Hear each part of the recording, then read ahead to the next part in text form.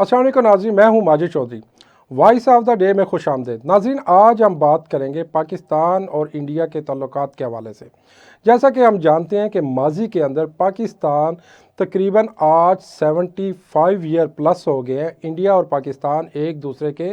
حریف بھی ہیں اور دشمنی کا کوئی ایسا موقع ہاتھ سے نہیں جانے دیتے جہاں ایک دوسرے کو نقصان پہنچایا جا سکتا ہے۔ خاص طور پہ انڈیا 20-23 سال ہم دیکھتے ہیں، جب 2000 کے بعد ہم بات کرتے ہیں، خاص طور پہ 2000 کے بعد انڈیا نے اپنی جو خارجہ پالیسی ہے اس کے اندر ایک بہت بڑی تبدیلی لے کے آیا۔ اس نے براہ راست جنگ کرنے کے بجائے وہاں پہ پاکستان کے ارد گرد جو اس کے ہمسایہ ممالک تھے اس کے اندر انویسٹمنٹ کیا اور اپنی انٹیلیجنس سروسز کو بہتر بنایا، اور وہاں پہ وہ باقاعدہ فنڈنگ کرتے ہیں، وہاں پہ وہ ٹریننگ کرواتے ہیں، وہاں پہ وہ سلیپر سیلز ان کے موجود ہیں، ان کو وہ ٹرین کرتے ہیں، تیاری کرتے ہیں، فنڈنگ کر کے اور پاکستان کے اندر اپنے ٹارگیٹس کو اچیو کرتے ہیں۔ تو یہ ان کی، میں آج یہ کہنے میں کوئی ہمیں شرم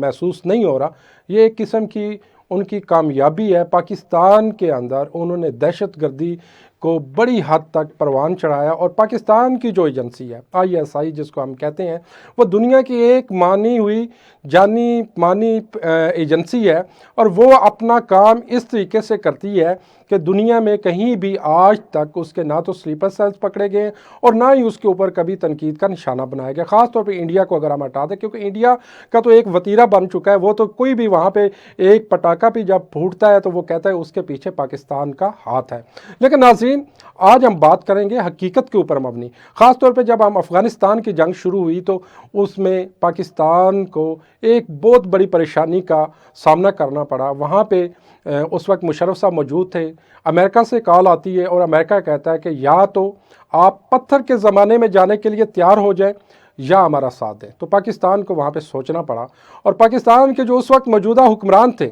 انہوں نے اس وقت یہ فیصلہ کیا کہ بہتری یہی ہے کہ ہم اس پوزیشن میں نہیں ہیں، اور نہ ہی ہمارے پاس کوئی ایڈوانس ٹیکنالوجی ہے، اور نہ ہی ہمارے پاس وہ اکوپمنٹ ہے کہ ہم امریکہ جیسے سپر پاور اور باقی جو اس کے ساتھ نیٹو جتنے بھی کنٹری شامل ہے کہ اس کا مقابلہ کیا جا سکے۔ انہوں نے اس کو صلاح مشورے کے ساتھ یہ فیصلہ کیا کہ ہم افغانستان کی جنگ میں براہ راست شرکت نہیں کریں گے۔ لیکن افغانستان وہ مسلمان ملک ہے، اور پاکستان کا ہمسایہ بھی ہے، اور پاکستان کا دوست بھی ہے، بھائی بھی ہے،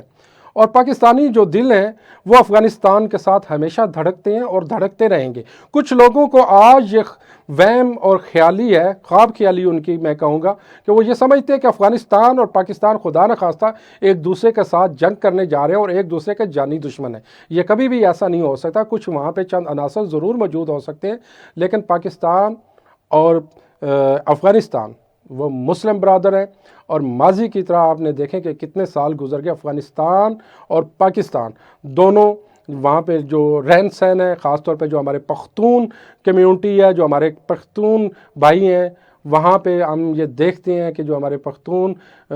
پاکستانی ہیں وہ ان کے دل افغانستان میں پختون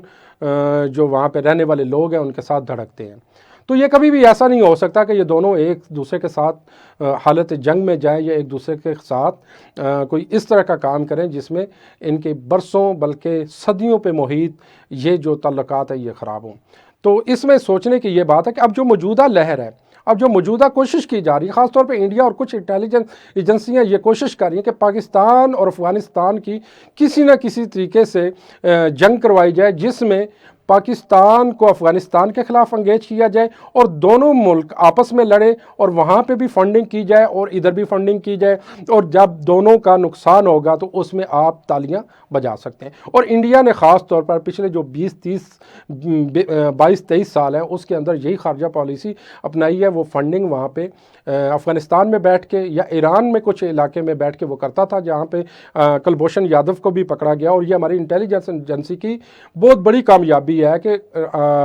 جو انڈیا کا را کا ایجنٹ جو کہتے ہیں کہ حاضر سروس نیول بڑے عہدے کے اوپر براجمان تھا، اور ہماری ایجنسی نے اس کو پکڑ کے دنیا کے سامنے اس کی سازش کو بے نقاب کر دیا۔ اب یہ سوچنے کی یہ بات ہے کہ انڈیا کو اس میں کیا حاصل ہو رہا ہے۔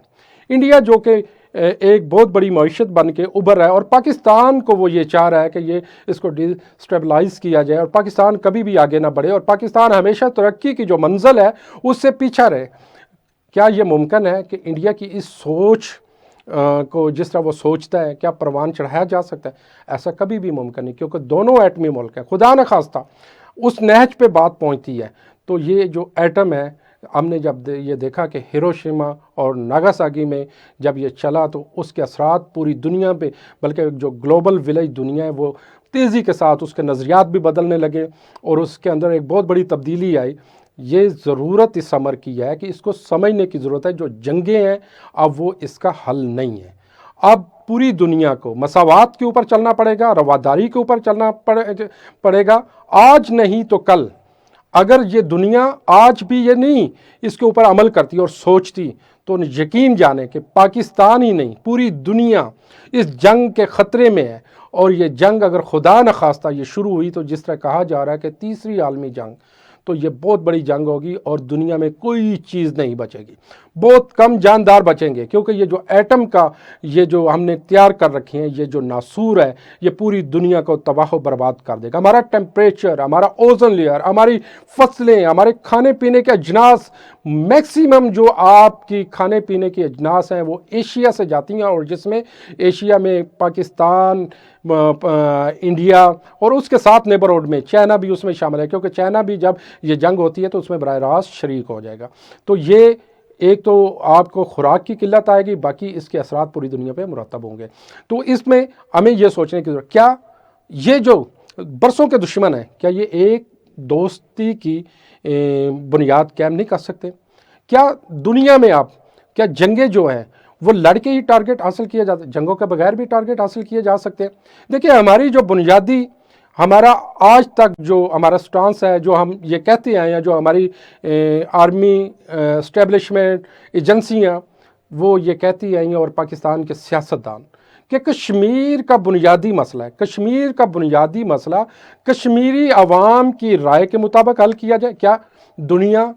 اس کو غلط سمجھتی ہے؟ کہیں دنیا میں یہ آپ دیکھ لیں کہ وہاں پہ رہنے والے جو باشندے ہیں ان کی مرضی کے خلاف آپ کوئی فیصلہ نہیں دے سکتے۔ اگر کشمیری عوام پاکستان کے ساتھ آنا چاہتی ہے تو انہیں ویلکم کیا جائے، اگر وہ انڈیا کے ساتھ جانا چاہتی ہے تو ان کو ویلکم کیا جائے۔ تو پاکستان نے ہمیشہ سے یہی موقف اپنایا، اور اس کے اوپر ایک UN کی باقاعدہ ایک قرارداد بھی موجود ہے، لیکن اس کے اوپر امپلیمنٹ نہیں ہوتا۔ بدقسمتی سے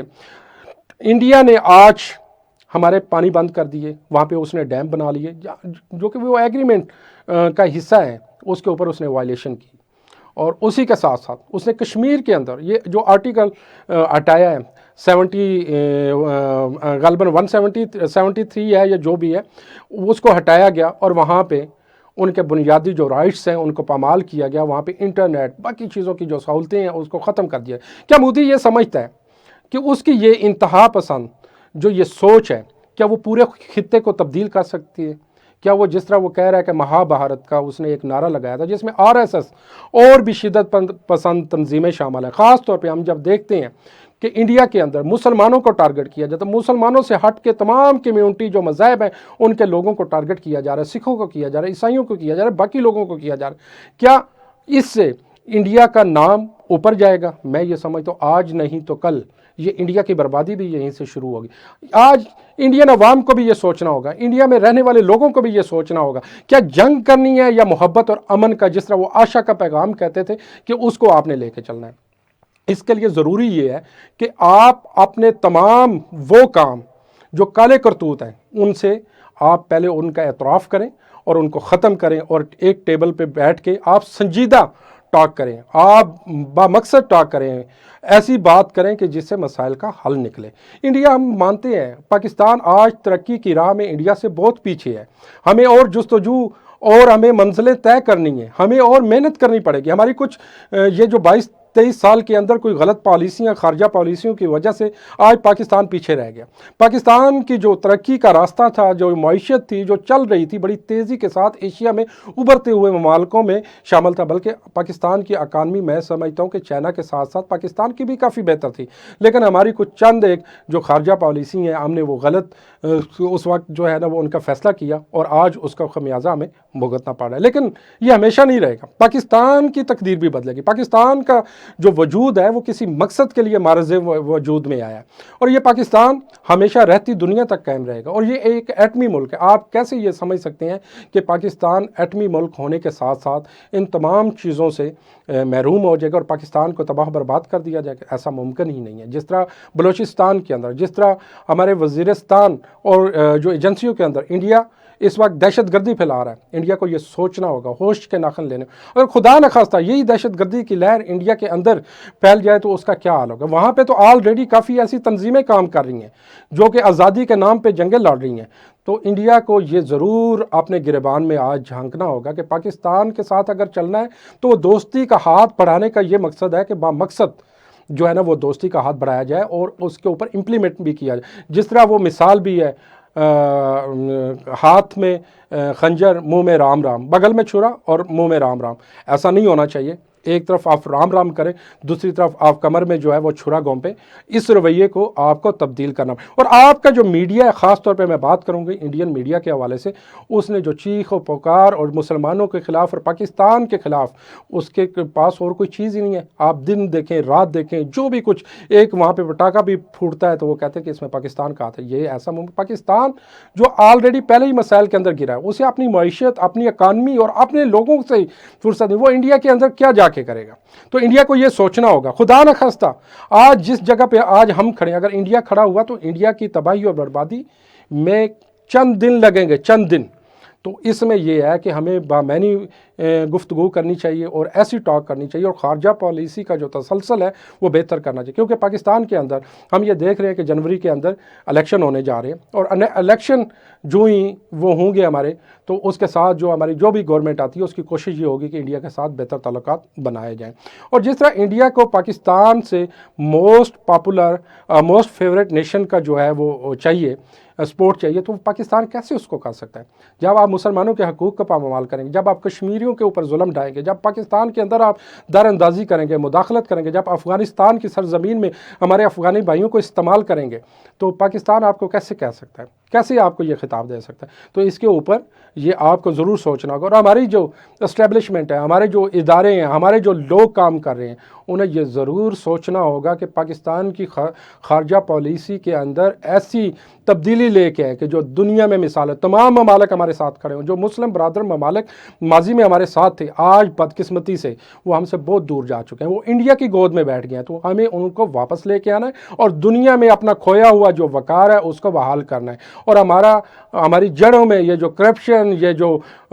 ہیرا پھیری، یہ جھوٹ، یہ ناانصافی، اس کو ختم کرنا ہوگا۔ آج ہماری عدلیہ کو بھی یہ سوچنا ہوگا، یہ پاکستان جو اس دورائے پہ کھڑا ہوا ہے، ایک طرف تباہی کا ہے اور ایک طرف وہ منزل ہے جو کٹھن بھی ہے اور ناممکن بھی دکھائی دے رہی ہے، لیکن ہمیں اس پہ چلنا پڑے گا، ہمیں اس پہ چل کے ہی کام کرنا پڑے گا۔ اور پاکستان کے ساتھ کوئی بھی ملک جب جنگ کرنے کی سوچتا ہے تو ہم نے ماضی میں بھی دیکھا کہ پاکستان کی عوام اور فوج کیسی دلیر فوج ہے، اور اس کی عوام کتنی غیور عوام ہے۔ ہم جب دشمن کو بھی پکڑتے ہیں تو چائے کے پیالی سے اس کا استقبال کرتے ہیں۔ یہ ہمارا ایک سب سے، آپ پوری دنیا کے اندر ہم نے ٹرینڈ جو ہے نا وہ یہ انٹروڈیوس کروایا کہ ہم دشمن کے ساتھ بھی